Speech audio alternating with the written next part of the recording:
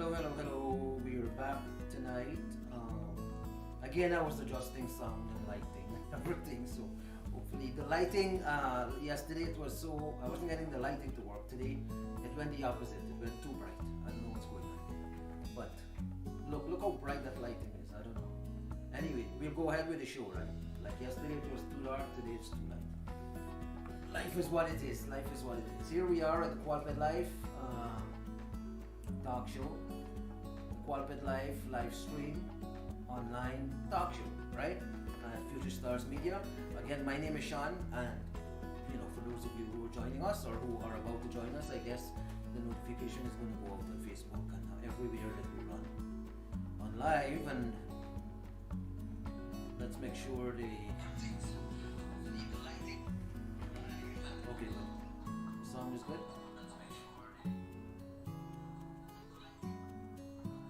Good. I did some work on the sound, so it seems to be okay. Now we got to get the lighting right. I'm too white. I don't want to be so white. Anyway, today we're talking about an important thing, and a very important thing, which is the future of money. So far we've done. Remember, the corporate life is based on a business formula, right? Which is applied to the life of every individual, which is CMQ.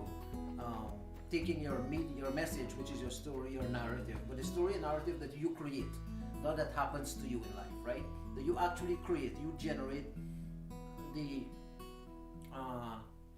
story as you want it to be, as your imagination sees it's possible. That is a crucial tenet of what we do at the Cooperative Life Show. Oh, I think the brightness came from the background, eh? The lighting is from the snow in the background picture. The lighting works with the background too. It's interesting technology, eh?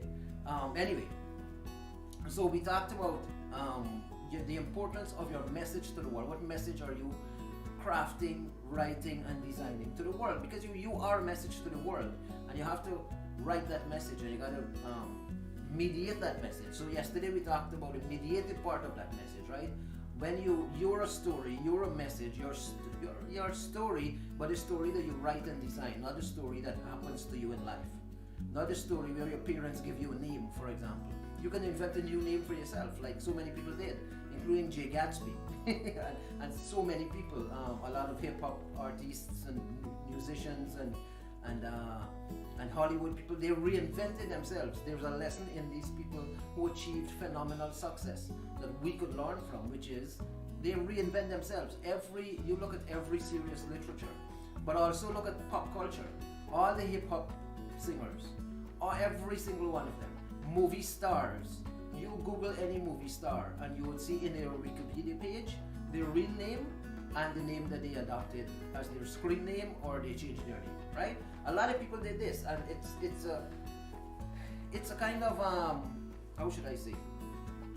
It's a kind of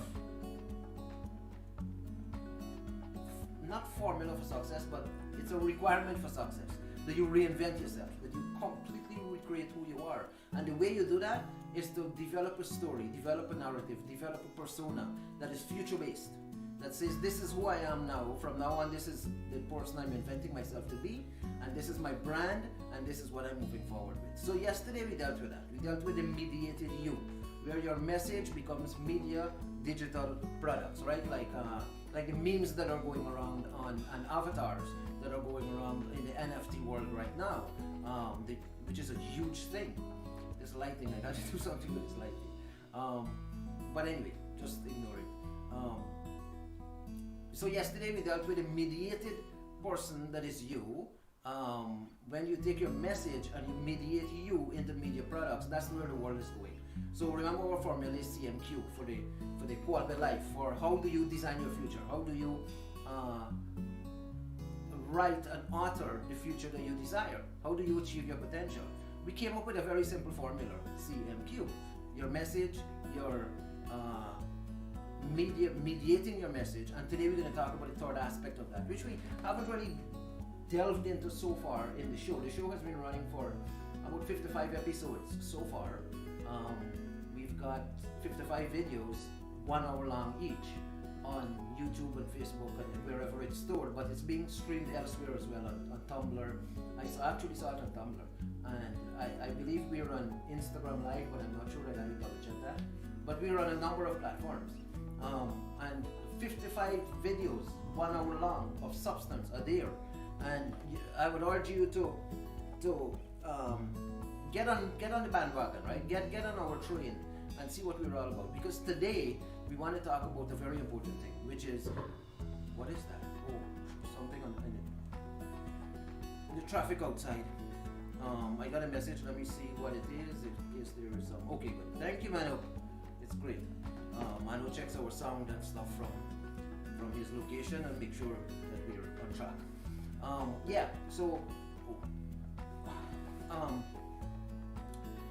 Today we want to deal with the future of money, because so far we've dealt with the future of you, which is your story, your message, and the narrative that you develop, that you design.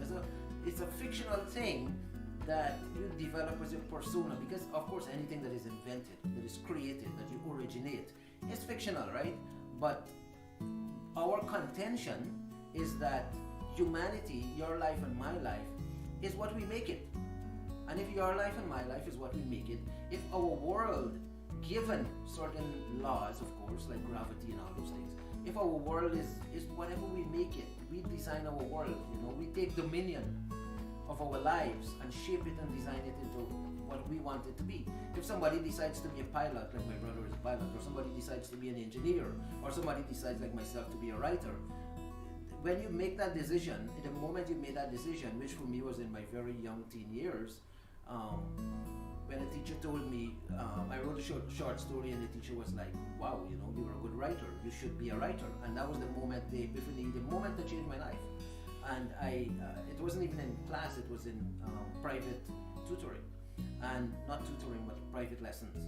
And after school lessons, I think, was a Saturday. And that changed my life. But that world didn't exist. It was a fictional world that this teacher, she spoke it into my life, I believed it, and I said, okay, I'm going to be a writer. And from that day I moved forward being a writer, and I lived my whole life so far being a writer. Of course I went into entrepreneurship and different things, but the crux of my life, the core of it, the foundation of it is writing, reading and writing books. It's all about books and literature. And so the point I'm making is that we make a world, we make our world, we make us, we make who we want to be we invent ourselves, like all the pop stars are doing it. You look at them, from the dancer, even Michael Jackson reinvented himself, although he didn't reinvent his name, but he reinvented himself, he recreated himself. And everybody has done that in the pop culture world. The hip hop people now, from Snoop Dogg, he changed his name, right? To all of them. Even Kanye West, I think, that was not his name, and now he even changed his name. Kanye West changed his name to Ye, right? Y-E. Legally, he went to the court and he got his name changed. So all these people reinvent themselves, and the one common theme that runs through the life of these rich people and the pop stars and the rich and the famous and the wealthy is that they reinvented themselves. Even Bill Gates and Zuckerberg and all of them, when they were on track in university, at Harvard and Yale and whichever university, Cambridge, whatever university they were at, even Brennan Page, who founded Google, they were in university on one journey. We're going to finish university and get a degree in computer science. But halfway, they all quit university, you know that, right? All these big tech guys, they quit university, including Zuckerberg and Bill Gates. They quit university because what? In the middle of their program, and I'm not saying to you, young people, to quit university, please finish your university, it's valuable. But what they did is they reinvented themselves. After they discovered the secret code that they wanted to, which launched, their company, Facebook, Microsoft and whatnot, Google and all that, they reinvented themselves and they reinvented their future. It's a fictional world, and ordinary people like us, common people on the street, we don't believe these things. We say, oh, I'm not going to change my name is my name, that's my identity, I'm not going to invent a new persona, my personality is my personality, that's who I am. It's the dumbest thing people could say. And also people say, how dare you talk to me about creating a fictional world? Reality is reality. I'm not going to fictionalize my world and create a story and live that story and call myself a new person. I'm not going to do that. I'm going to go with, and people who refuse to reinvent themselves, recreate themselves, originate a new persona, they end up living the default future that their religion, their tribe, their ancestry, their family, whoever decide for them back in the past. But we're moving into the future, and that's what we're about on this show and in our company. We're about inventing a new future, authoring our future, designing the life that we desire and we think is possible. And the formula that we have for that is very simple, CMQ. You come on board with us, you take our course over a period of a year, we work with you in this formula, and you come out of it at the end living the quality life. And the quality life, of course, is what we're talking about, authoring your future, making an impact on society, a contribution, and also designing the life that you want. And the methodology of accomplishing that goal and that vision, of course, is the formula that we have. Now, the formula, of course, is message. You're a message. That's what we keep saying. You're a message to the world, and make sure that your message is packaged well, is attractive, that is branded well, and once your message is branded well and it's packaged well and it's designed well and it's written well, it has to be words with power. You can't just put words out there. The words have to be with power. It has to come from a spirit of the words flowing from you has to be words of power. People encounter it, they either run from you or they are attracted to you. There's no in between. There's no somebody who's going to take you for granted and be mediocre around you. You're not tolerating that kind of thing. With the words that you speak to people into their lives, the words that you express yourself with, those words should be words that are either repellent to people or attractive to people. The Bible puts it one way, the words of Jesus, right? That it's either a stumbling block or a cornerstone, right? The same stone, some people it's a stumbling block, to some people it's a cornerstone that you could build a whole building on it, a life on it, right? And that's the kind of persons we want to be. That's the kind of people we want around us. That's the kind of people we want to live the quality life. People with words of power. And then the phrase comes from Northrop Frye's book, Words with Power. He has a book. The name of it is Words with Power and The Great Code. Those two books go together, and it really talks about the power of language. And if we master words and we master language and we go out into the world, the only tool we have, remember this, the only tool we have in life is words and language. That's it, nothing else. We can't use violence. That's not good. We can't use coercion or control or manipulation or persuasion. I'm in the media industry. And we had a huge period in life where the advertising industry was massive. It was massive. And the advertising industry would say to people, we have techniques. And they trained people in the university to do this, and marketing courses, to say, here's how you manipulate people. Here is how you persuade people. The word persuasion is big. They have books on it about marketing, and even Dale Carnegie's book, How to Win Friends and Influence People. It's a book of techniques. Smile, use people's name, all those. I read all these books. I have them on my bookshelves. I don't agree with them anymore. I used to when I was younger, but now I don't agree with them for the simple reason that we can't go out in life talking to human beings, souls that are hurting, hearts that are facing all kinds of issues in life, and we manipulate them to buy a vacuum cleaner or a TV, or say this car is so sexy, blah blah blah, and people go buy the car and put themselves in debt. The world is over. We're not doing that anymore. What we're about now is you speak words from your spirit, words with power, that when you speak into somebody's life, it's visionary, it's powerful, it's really powerful. And that's why I delve into books like Marshall McLuhan and C.S. Lewis and Northrop Frye and Rene Girard, all these great authors who teach us how to think and how to talk and how to walk and how to express words with power. It's magnificent. George Orwell, study those works. Learn how to use language, learn how to use words, for the simple reason that you and I, each of us, we're a message to the world, and we got to create that message, find it in us, where our passion and our heart is, and design it and mediate it into products, into avatars and memes and graphics and pictures and videos and stories and ebooks and books and documentaries and movies. We live in a mediated global village. This is what we talked about yesterday on the show. We live in a mediated global village, and what that means is you and I have to mediate our lives. We got to make ourselves into media, and that's where the future is going. The future is going into a world where what Zuckerberg at Facebook call the metaverse. What the metaverse is a mediated space where you and I become media people, not mediated people, not media people, but we become mediated.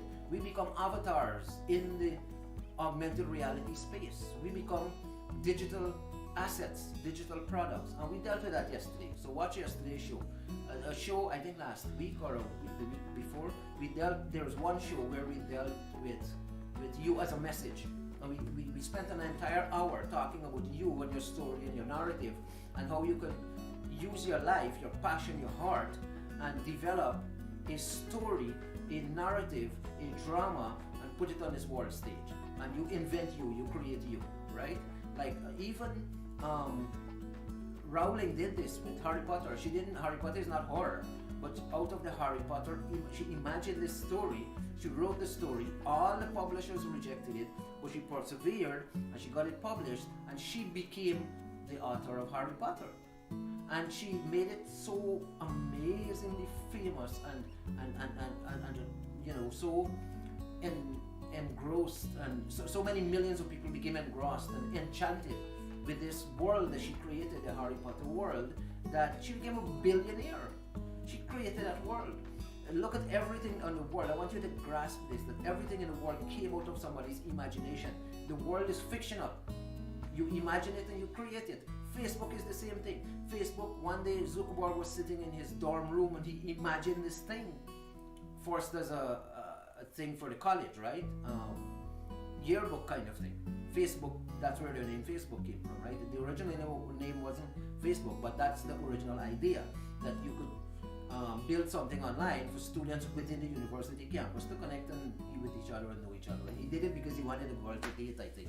But it became what it is. He imagined the thing, he created it. The same with Google, the same with Microsoft, the same with everything. Bill Gates had to imagine Microsoft in his head, in his imagination, and see it and map it out and plan it out and write it out and draw sketches before he made basic programming, which is what started Windows, and then of course personal computer. Steve Jobs had to do the same thing for Apple. They all had to imagine it and create it. The world is fictional, and I want you to get this. I really, really need you to get this. Don't say I'm crazy because I'm saying your life is a fiction. It's a novel. Your life is a novel. It's a fiction. It's a movie.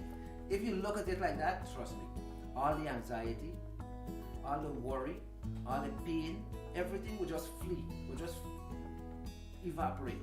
Because now you're a character in a play, or a character in a drama on stage, or in a movie, or in a novel, and you're the author, you're the writer of that story. So we dealt with these in shows before, our talk show, The Cooperative Life. The you as message, and you as story, and you as a narrative drama. That is very dramatic. The human life is very, very dramatic, right? Extremely dramatic. That's how we are as people. We're dramatic people. We're not average. We're not like, how should I say that?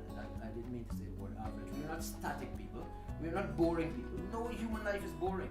Every human life is a Netflix series. Not even one show or one movie. It's a series because it's so dramatic. It's so amazing, right? And then of course you have, so your message, our story, our narrative, which we get to create as adults, from even a young age as teens, we get to create the life that we want. We actually do that, but we think, oh, we're living reality. The reality is this and reality is that. And we kind of follow and conform to what they say to us in the world. Students are graduating from high school. They go to a counselor, and the counselor listens to them, half bored, thinking about their life at home, and then they say to the student, oh, I think you should go to this college, and I think this is counseling. They call it career counseling, and this should be your career. And a lot of people follow that counselor's advice. When the counselor, how could a counselor be in your world? And now you might be a student in high school, your parents are busy. This is the industrial age, right? Before this happened, before COVID. Now it's not going to happen like that. People are going to decide for themselves. But imagine your parents are busy. You are, kind of caught in between life, teenager, confused. Your body's changing. Everything is changing. Everything is happening. And you don't know what's going on. And then here's a counselor saying to you, I think this is what your future should be. And you end up living that life. Of course you think the reality is out of my hands and I can't do anything about it. And if I need to change job, it's a huge stress to send a resume and go to interviews and blah, blah, blah. No. None of that. This new world that we're moving into, You create your story and turn that story, that fiction, into mediated products, and you can enjoy your life. I'm telling you. Now today, what we want to, having laid that foundation, having set out that ground floor kind of, we're going to go into today's topic, today's show, what we're talking about, which is the future of money. What we're talking about today is the future of money. The future of money. What is the future of money? This is a very important topic. So we talked about the future of you, which is, and we concluded that you are a fictional story that you get to write and create, author your future, design the life that you want, right? That's number one. Number two, the way you do that is to convert you from what you call reality, which is not, into mediated products. The new world we're moving into, which is augmented reality, or AR, augmented reality. Reality that is augmented, that is magnified and made bigger and realer than, if there's such a word, than what we know as reality. So we're moving out of limited space into an augmented world. And you, in that augmented world, like the metaverse, become a media product, a media asset. I don't want to use the word product. You become mediated. The phrase for it, and I like that phrase, which comes out of the work of Marshall McLuhan, is that you become a mediated player in the metaverse, in the internet, not even the internet, it's bigger than the internet, in the augmented reality space, right? The space that is more real than this physical space that we've known, mankind has known for millennia. That's how fundamental the future is that we're embarking on. We're embarking on a future, get this, we're embarking on a future that mankind has never even considered possible, which is creating a brand new space. The space that we knew before was three-dimensional, right? You had up, down, east, west, north, south, and physical space. The new space that we're moving into, which they're calling augmented reality, or magnified reality, or really the real reality, is things like the metaverse. We're moving into that space. And how, here's what we're talking about today. What is the future of money? What is the future of money in that augmented reality space? We've talked again, let me emphasize this, I want to underline it and keep it in your consciousness, that you're living it and it's awake in you, that the future of you is the story that you create. If you're an artist, like my sister in St. Kitts, Marina, is an artist, her future is the art that she creates and how she mediates that art online, including NFT. And so with her 3 sons, who are also artists, and so with my brother, who's a sports guy in Grenada, he's a cyclist. They gotta create that story. All of us, me as a writer, with this all my siblings. I have a sister in New York, her too. They all have to create a future that is something they invent and reinvent themselves, right? Now the older people might say, we're too old for this. And that's legitimate. If you're too old for it and you want to sit back and watch the world go by, there is space in the stands for spectators. You can be a spectator in the stands. Nothing wrong with that. You can sit in the stands and spectate as the rest of the world play with life. Because that's what life is, right? Right? Life is what Shakespeare says. We're players on the field, on the stage of life. And so the game of life is a phrase that we know about. And for you to live your life, the younger people I'm talking about here, the older people would be spectators in the stands, but the younger people would be out on the field playing. And how do you play? You invent the play. You invent the game that you're playing. And I keep saying this thing because I want you to really get the consciousness. It must be embedded in the consciousness of us, right? Of our people. That the game that you play, you invent, you create, you generate, you originate, right? You originate that game. And you make it so exciting and so fun by branding, by mediating it. So that people in the stands, when the world is watching, the spectators of the world, on the internet, on this metaverse, in the global village, online, which is global, this talk show as I'm doing it right now, has the potential, if we do the right hashtags and all the things on YouTube that they say to do, which we don't, which we need to do, it would go global. It is global. Anybody anywhere would watch it. It just doesn't show up in your feed because we haven't done the work. But once we do the work, like the cover image and the title and hashtag and all those things, then we will attract an audience. My point is, we are global. We're all over the world in this show right now, and so could you be. Everything in the world is mediated, right?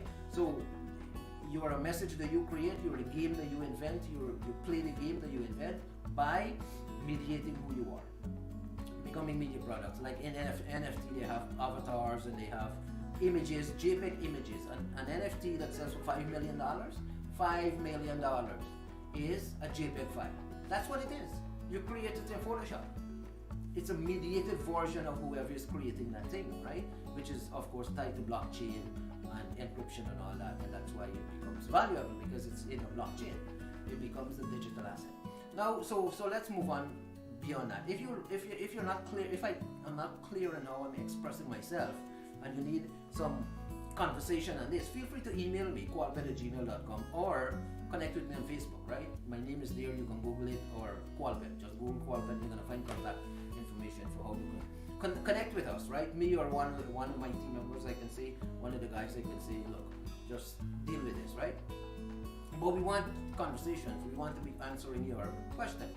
So what we want to get into today, we want to touch on, and of course we want to exhaust the topic. We wouldn't finish the whole thing today, but what we want to talk about is the future of money, which is an important consideration, for the simple reason that we are not money people, in terms that we're not pushing money and profit and materialism as the motivation, the ultimate motivation for human behavior.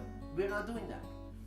However, we recognize that we have to talk about money, because the paradigm around money is where the unconscious, the subconscious, the worldview, the presupposition of the average human being is. The average human being is a slave to the money concept. The average human being says, everything I do, my ultimate motivation has to be money. And rich, poor, middle class, whoever it is, unless you're a visionary or you're an originator, your motivation is money, right? Even if people say money is not their thing. Like even we say that. But money is an important motivator. In the world that we live in, we are constructed that way. We are the world system, right? We are made that way. There's a word I'm looking for. We are socially engineered that way, to put it that way. There's a word I'm looking for that I can't find, but we're socially engineered to conform to that presupposition, a thought world, a world view, that everything that we do should ultimately lead to money, right?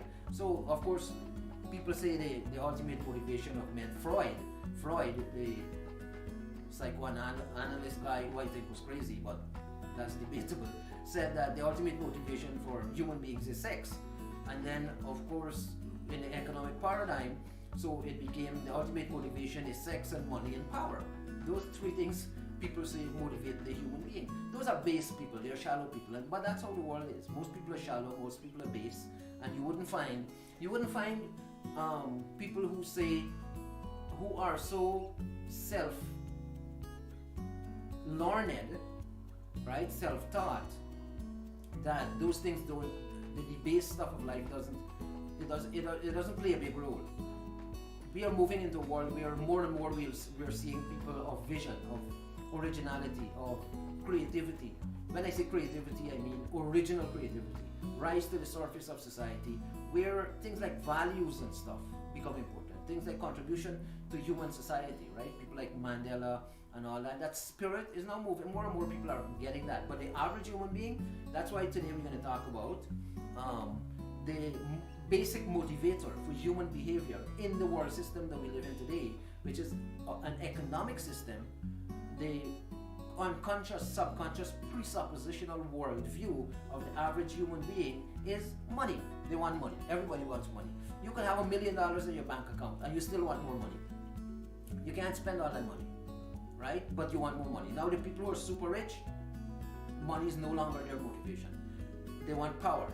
They want control of society.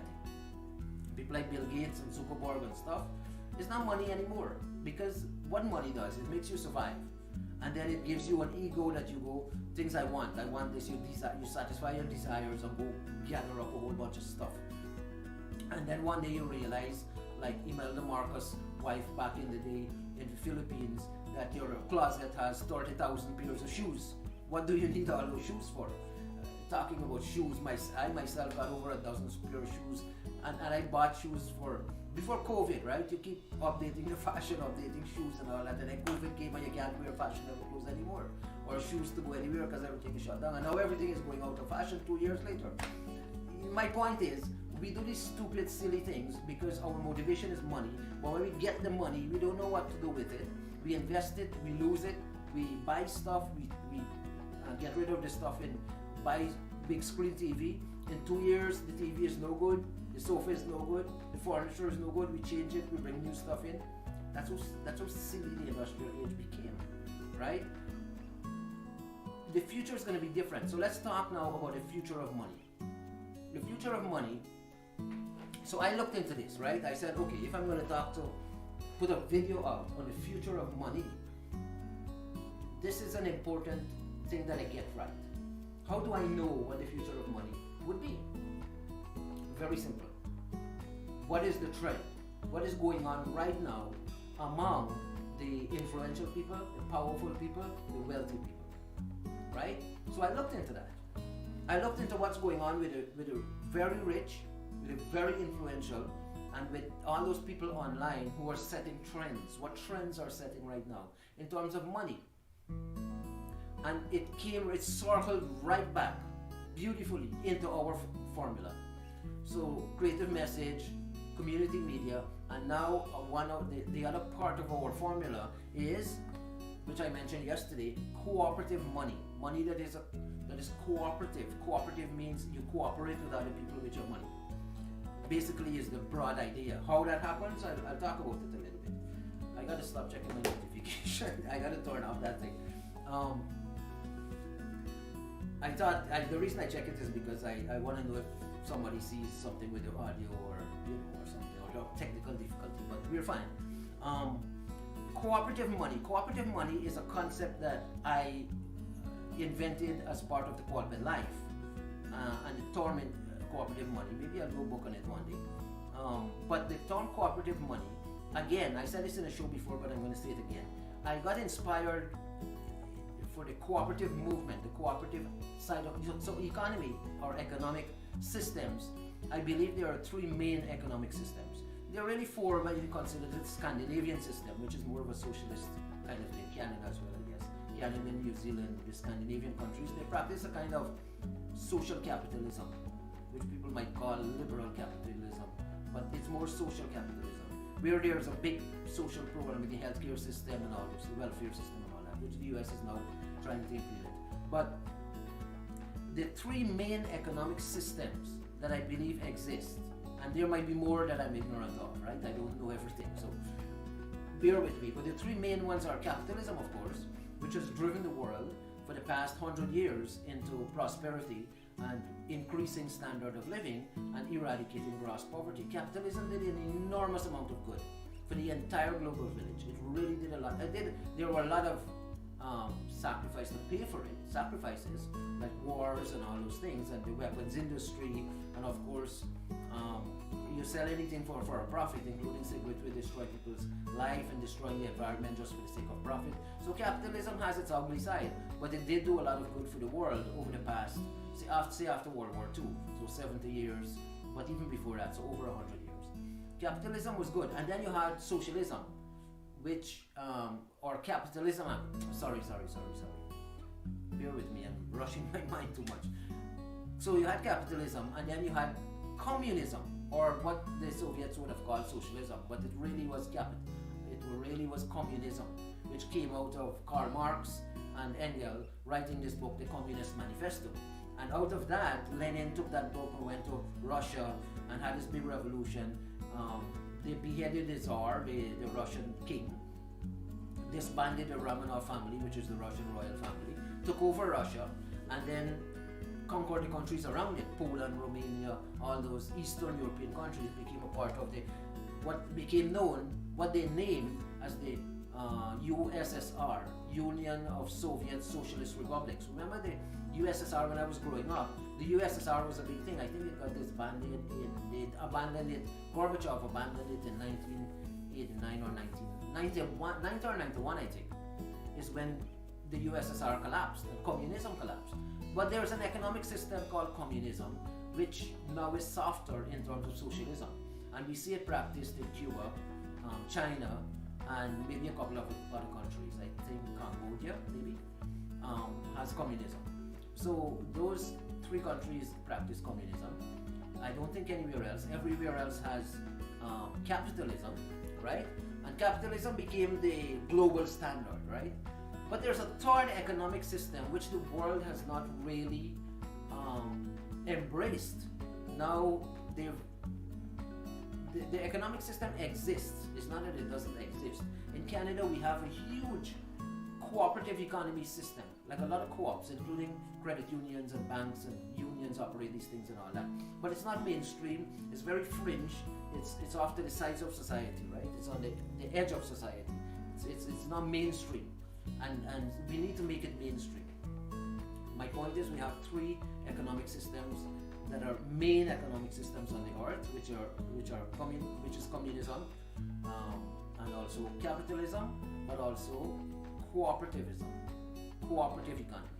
Now, the country I'm from, which is Guyana, in South America, they're the only country in the world which a former president did this, and I don't think it's a very popular concept within the country, but I personally like it, which is Guyana is the only country that is titled, that is named the Cooperative Republic of Guyana. That's the name of the country, the Cooperative Republic of the Guyana, which is the name that everybody calls it.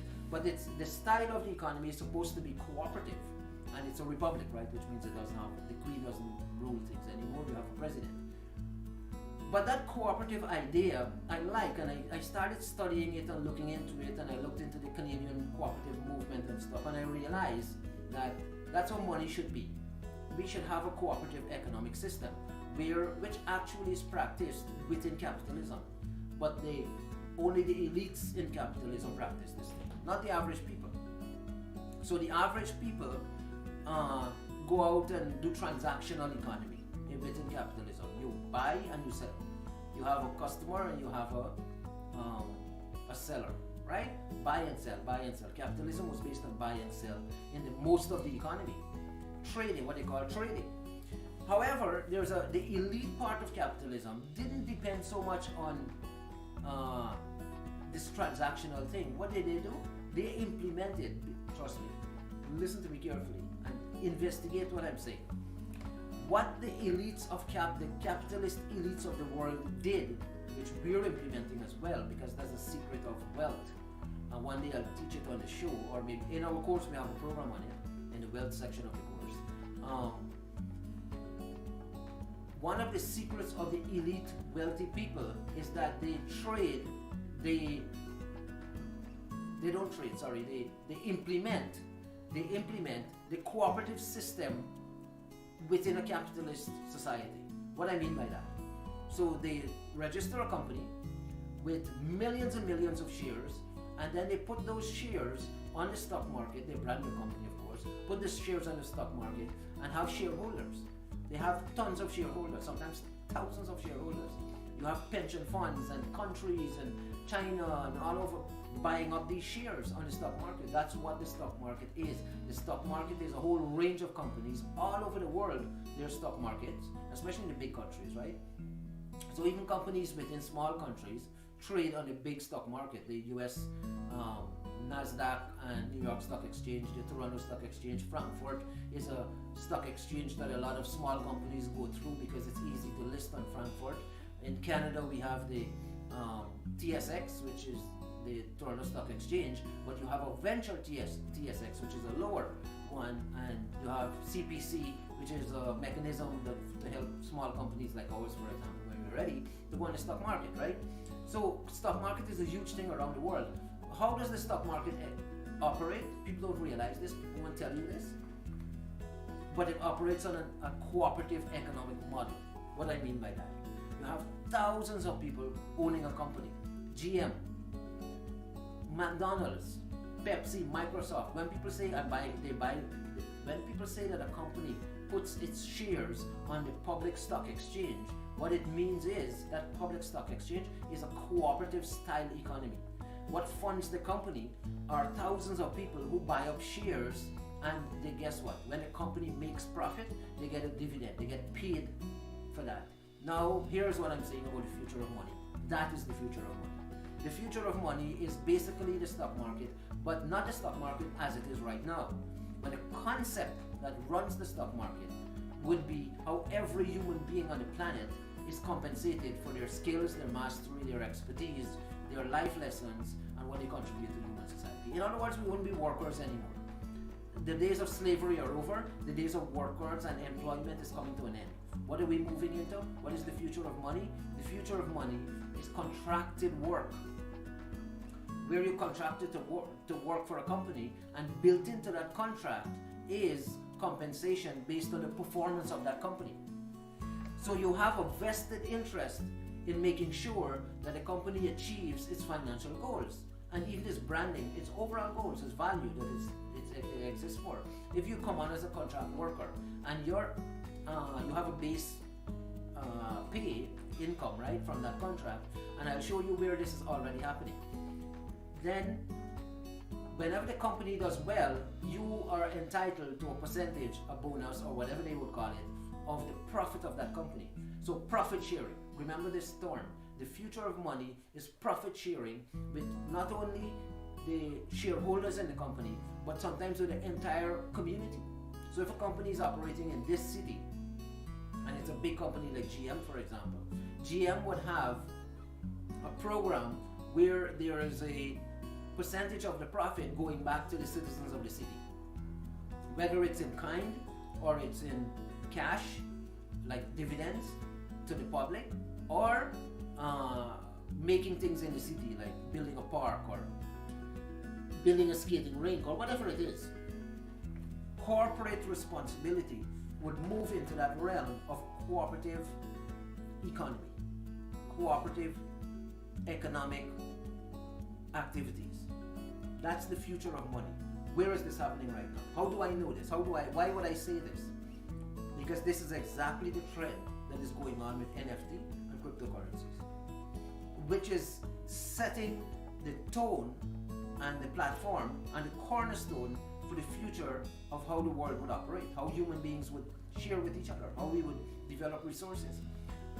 Here is how an NFT works, and we dealt with this yesterday in the show. When you develop an NFT, you have to remember it's a mediated you. It's an image, it's a JPEG file. Right now, that's NFT 1.2. NFT 2.2 will be something more sophisticated, and then 3.0 would be as it develops, right? As it evolves. For now, it's just an image, just a JPEG image, and that image you can trade it online as an NFT, which is blockchain really. And every time somebody buys it, let me give you an example. So there's a singer, I don't remember his name. Future is one who did it. This singer, I don't even know his music now. But because he's an NFT, I saw his name. His name is Future. But a lot of people are doing this. They're trading their NFT, and millions of people will buy the NFT. And every time somebody buys one, so a million people, every purchase of that NFT, the creator of it, the originator of it, the person who mediated themselves in that NFT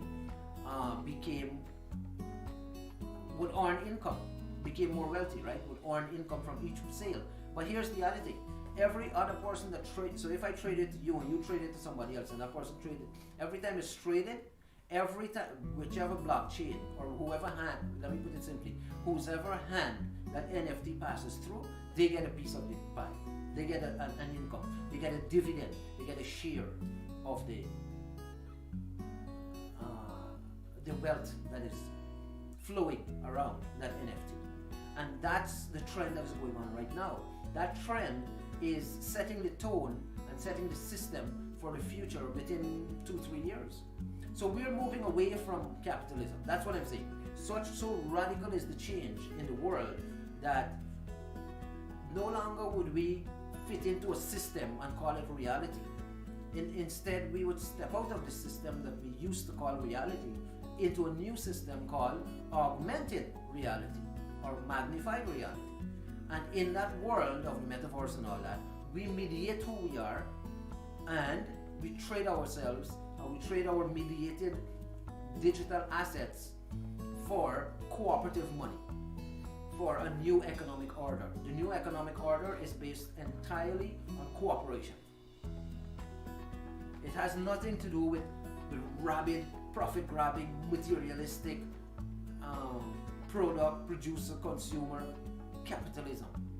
We would look back one day at that world where we said there were the producers and the consumers.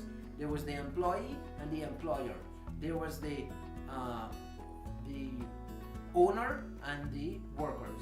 We would look back on those days and we would say how primitive society was. Just like we look back now in the feudal age and said people who lived on farms and didn't go to school and they just lived on farms and farmed stuff and then they would take it to the market and sell it on the weekends. We look back on those days and say, it's the days weren't sophisticated, weren't civilized, they were almost primitive, they worked off the land, peasants, right? Of course you had a royalty, but that's different. So the future of money is in the word cooperation. Cooperation. We cooperate with each other. And companies have done this for the whole of capitalism. The elites, that's how they make their money. That's how they make their wealth. Do you think you have Microsoft, Apple, Google, Facebook is close, Tesla, they're all trillion-dollar companies. I think even Alibaba in China. They're all trillion-dollar companies. And the founders of those companies are worth between $1 and $300 billion. Elon Musk is worth, right now, it keeps fluctuating, but he's worth around $250 to $300 billion. Bill Gates over 100 billion. Zuckerberg 170 something billion. All these guys, even Warren Buffett, they're worth over 100 billion each. Tell me something. None of that money is in what you would call real assets, like real estate.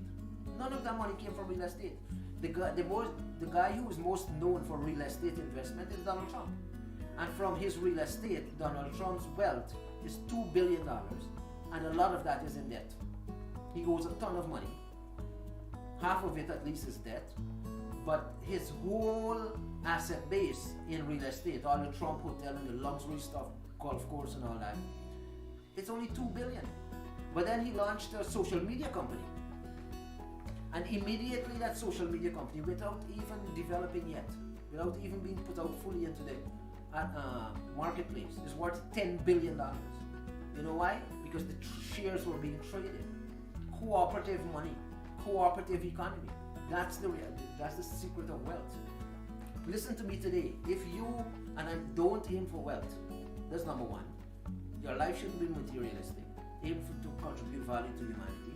But the secret of wealth and abundance and gathering in the resources you need to touch the heart of the world is in cooperative money. The days of somebody gathering in capital and buying a property and waiting 20 years for it to triple in value and then cashing out and retiring at 65, those days are over.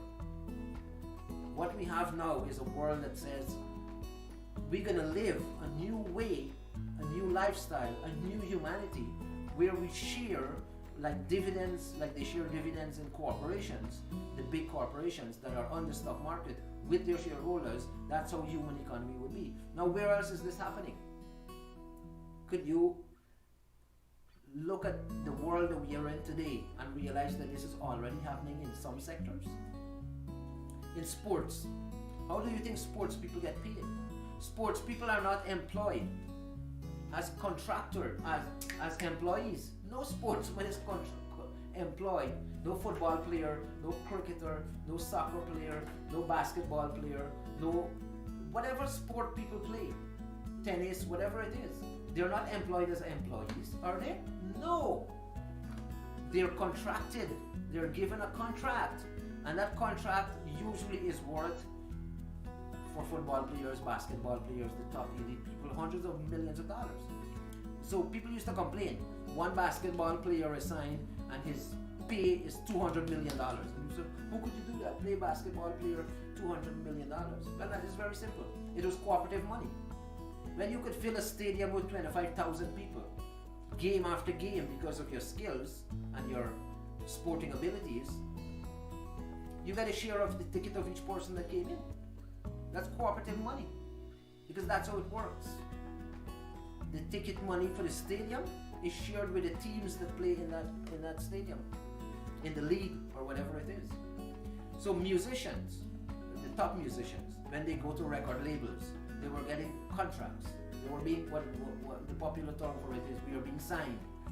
Authors of books, artists, sports people, all these artistic, creative people, talents, movie star actors. You think movie star actors are employed as employees? Yes, you have the gripper and you have the normal workers, but the stars, the people who really make the thing happen, that pull in the crowd, what do you call it? There's a name for it. You know, when people go to the theater.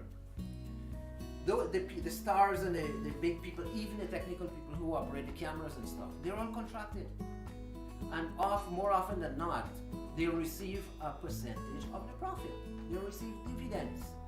So we have in a lot of sectors, the movie industry, the music industry, the sporting industry, the literature world and book world of authors and all that, the talent industry, this cooperative economy already exists. Plus, in the elite world of the big companies, the wealthy of the world, the people who own big companies, they all tap into that economy of cooperative money. How do you think Elon Musk today can be sitting on $300 billion?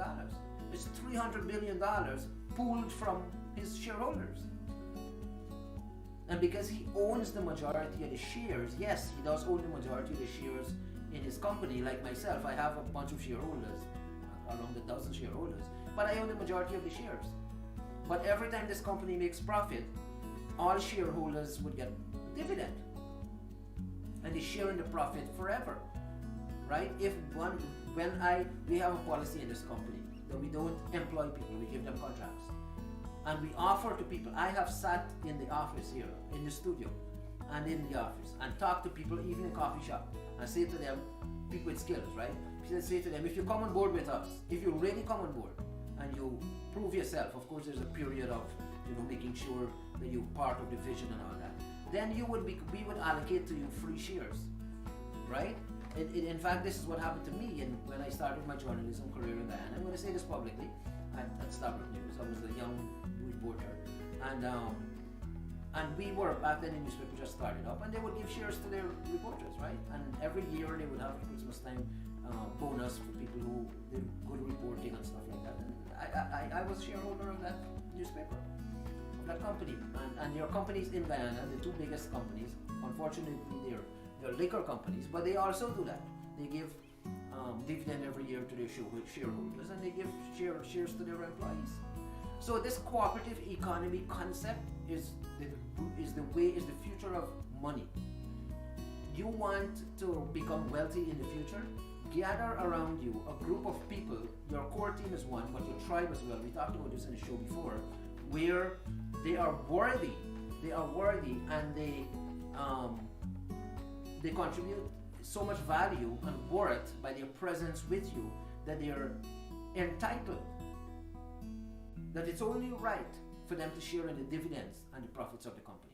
So in the future of wealth is what is going on with NFT right now, and what has been going on for decades with sports people, talents, movie actors, creatives, artists, authors, singers, musicians.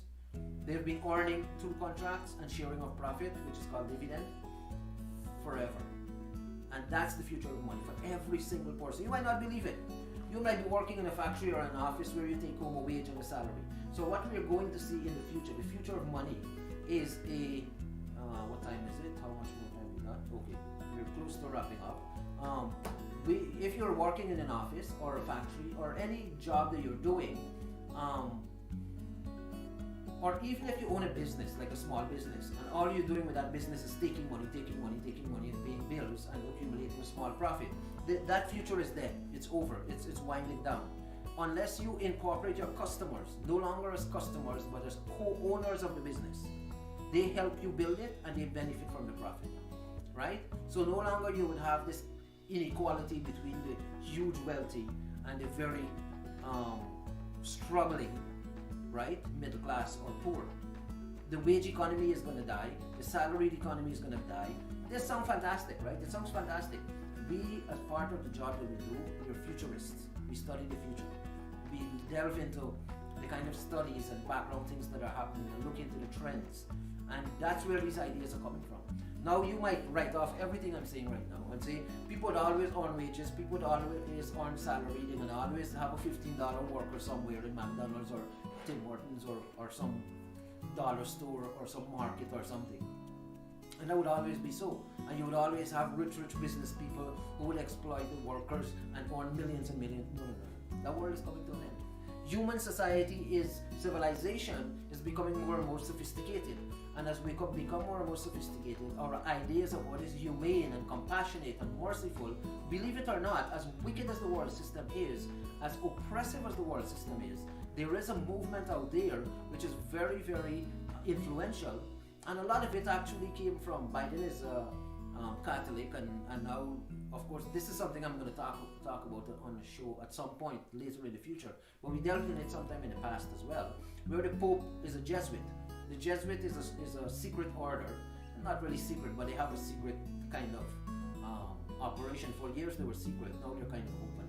But for the first time in history of the Catholic Church, which is over 2,000 years old, there's a Jesuit in the Pope who's in office right now. He's a Jesuit. This order within the Catholic movement was never in power before. They are the kind of secret service of the Vatican. Remember, the Vatican is like a country in its own right? It sits in the UN as a country, but it has its place in Rome, the Vatican City. It's not a country, but it is recognized as a country. And so they have their own bank and their own secret service and their own army and their own police force, the Swiss Guards and all that. But the Jesuits were once a very, very powerful order within the Catholic movement, and now they rule the world. They have taken over the elite positions of the world. And I won't get into the details of that, but these people, the Jesuits, now people say they're wicked and they do a lot of bad things and stuff, but at the heart, they have a vow, they make a vow of poverty for themselves and mercy and compassion and humane kindness and all that. And so a lot of these ideas that I'm talking about are coming from the influence of these people who have rejected, they've sacrificed their own personal comfort and indulgences, right? They've given up their personal comforts and they say we want to make the world a better place, a more humane and kind place. And believe it or not, behind the scenes these things are happening. They're influencing people in the United Nations, world leaders all over the place to develop a more humane, compassionate humanity. And out of that we're seeing Clean Climate Mandate, we're seeing the SDGs, the Sustainable Development Goals. Check those out, there are 19 goals. And the Great Reset. Believe it or not, all those are geared to make humanity more humane, compassionate, kind and merciful. And justice and equality and all those things. We have a movement going on that COVID is supposed to be kind of, how should I put this delicately? COVID is supposed to help make happen. Let me put it that way to be very diplomatic. So post-COVID, we're going to see that world emerge. Not only do we see a future of good technology coming out, futuristic technology like the metaverse and augmented reality, but we see a future of a more humane humanity, at least for a time. There's going to be, it won't be forever, unfortunately. It's going to end in brutality, I think. But for a time, we'll see a more humane world. We'll see a world that has achieved far more than the industrial age achieved, which is eradication of gross poverty across the world. We're going to see the world of tomorrow from 2023, from 2025 definitely, to about 2035 or so. It's going to be a world that is equal, that is free, that is amazing, and that the average human being is so empowered, you could achieve anything you want. And that's why we're setting out to do what we're doing. We're setting out to build a platform for people to alter their future and design their life they desire, because that's the world that we're moving into. We're moving into that world. Now, of course, I could be wrong. In fact, the people behind the scenes who are moving for this more humane world could fail, right? Because there are different groups in the world fighting for world power, fighting to control the new age. And of course, the Jesuits could be defeated and a new group could come up that is more brutal and could, make the world go back to the dark age. Like, I don't want to criticize the conservatives, but like the Trump movement did in the United States. Not that I'm a Trump guy, I'm just saying, right?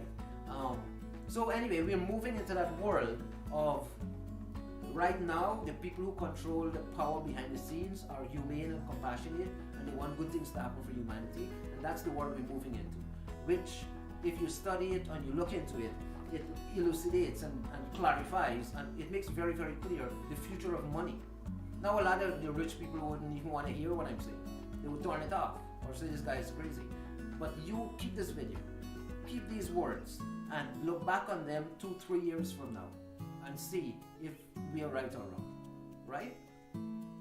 We are projecting that the future would be a place of cooperative money, where every human being on the planet would see shareholding, dividends from corporations in their community, but also online corporations, giving back money to them.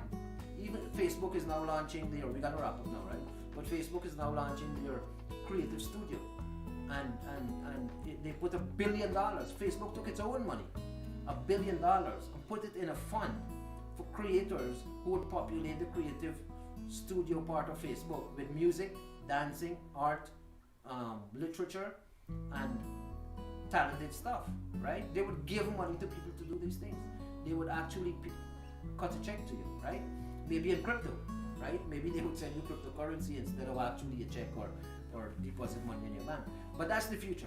The future of money is exciting, it's equal, it's humane, and the profit motive is going to shift completely, and everybody's going to move towards a value-based system, as Mark Carney is pushing for. Mark Carney used to be the bank governor of the Central Bank of Canada, and also the governor of the Central Bank of England. The only guy in history who held those two positions. He's now leading a system in the world, a reform of the world system, that the profit motive shouldn't drive mankind. The values should drive us, for the simple reason that because of profit motive, we even destroy the environment to make profit, which is crazy. A guy would drive a truck down the road because he says, I have to make my living, which is profit, right? We're not talking about paying bills. We're talking about making more than paying bills and cashing your money out in the bank and buying real estate and all that. And the truck is spewing carbon dioxide. It needs changing, it needs new fuel system and all that. He doesn't care. He's driving his truck down the road, doesn't care what it's doing to the environment, because why? It's earning him money. So that is what is called a profit motive. It's being eradicated through the leadership of Mark Carney behind the scenes, and what is being replaced, what is replacing it is a value-driven system. Now, all these things sound fantastic, and they sound like a dream world, and they sound like fantasy that would never happen.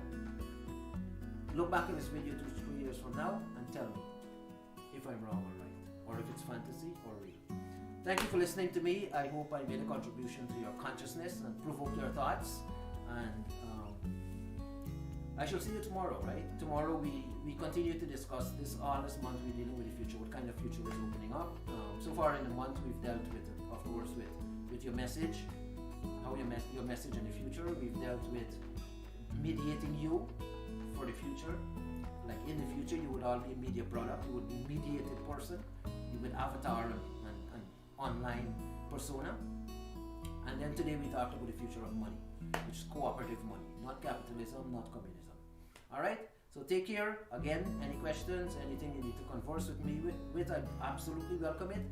Check out my contact information online, Cooped, or my name on Google, and you'll find it, or our website, cooped.com, and connect with us. Okay, take care, have a good night, and I'll see you guys tomorrow.